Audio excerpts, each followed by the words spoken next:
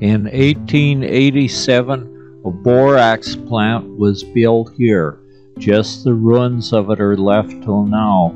It only lasted till about 1907. You can still see some of the old tanks, red with rust, laying here, and you can tell they're old because they're riveted together. The building we're looking at here was their pump house. It was built of stone and was used to circulate hot water into larger tanks to melt the borax and separate it from the salts. It was the hot water was put in the tanks, and the borax crystallized faster than the salt, so the salt water was drawn off and the borax was kept. We see a big pad of wooden pad out front where the pump apparently stood. Although I found no information to support this, but I think that probably this was a steam engine used to pump the hot water up due to the size of it and the size of bolts to anchor it down. It was in two compartments here.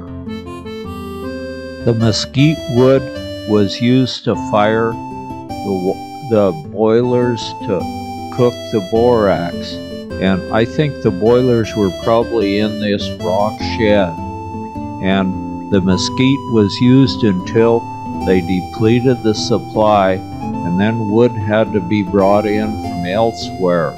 We see lots of charcoal around. They may have used charcoal to heat the water. It would have been much easier to ship. And then the big mounds there, you can still see where some of the bands were around the huge tanks to contain the borax solution.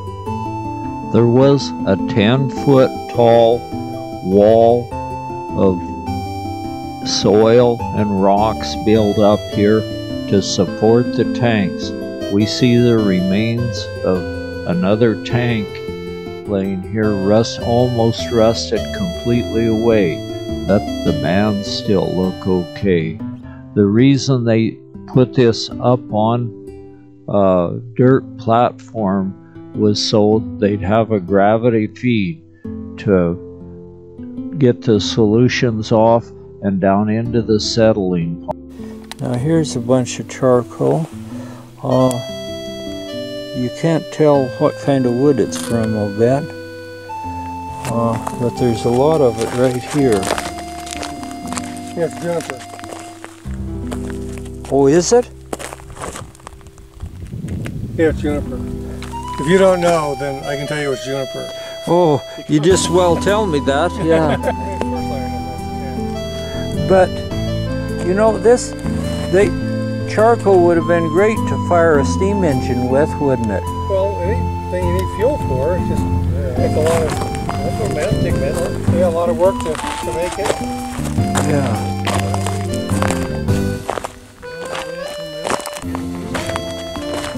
Yeah, look at it here. Clear down here.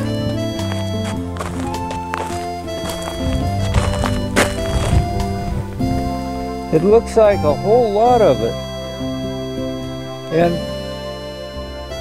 it looks as if they had a pile of charcoal there, so they could have very well been using charcoal to fire up and heat the water to separate the borax from the salts and the other minerals. There's just charcoal scattered all over, and the mesquite has grown back in the area once again since it's been so long ago. Along the road here is where we find most of the charcoal.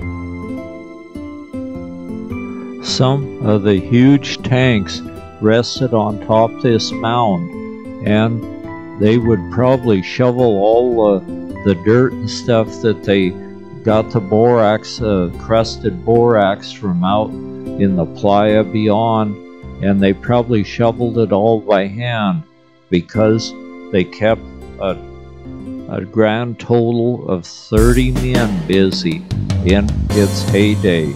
We look around and we find the remnants, the rusted, red with rust remnants of some of the old tanks. And again, we can see the rivets in it instead of welds. They used rivets back at that time. And then the mound is built of rocks and dirt and more old rusted tanks that they probably had the hot water in to separate the borax from the salts and other minerals.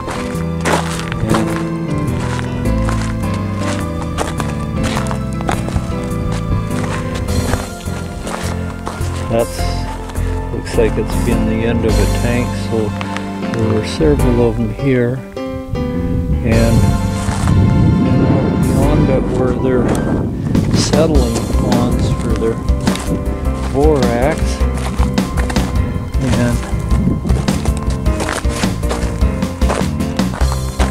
they even took the trouble to line them with stone. And there were numerous ones here.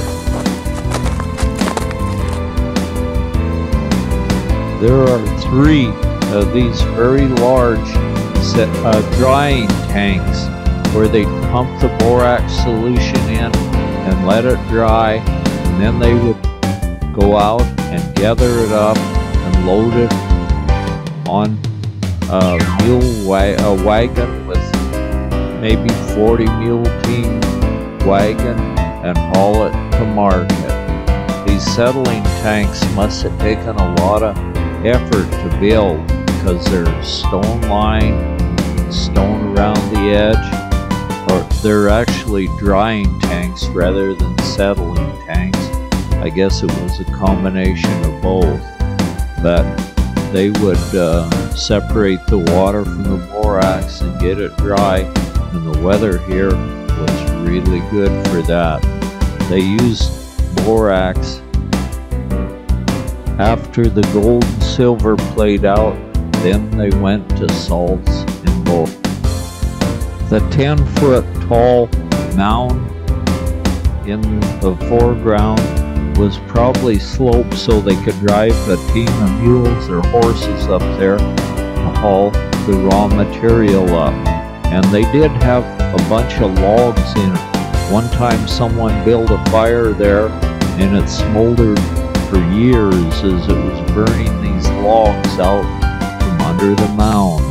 And that hasn't been all that many years ago. Behind the pump house was a circle of rather large stones. It almost looks as though it was an Erastus. It may not have been or not. I don't know what they used one for.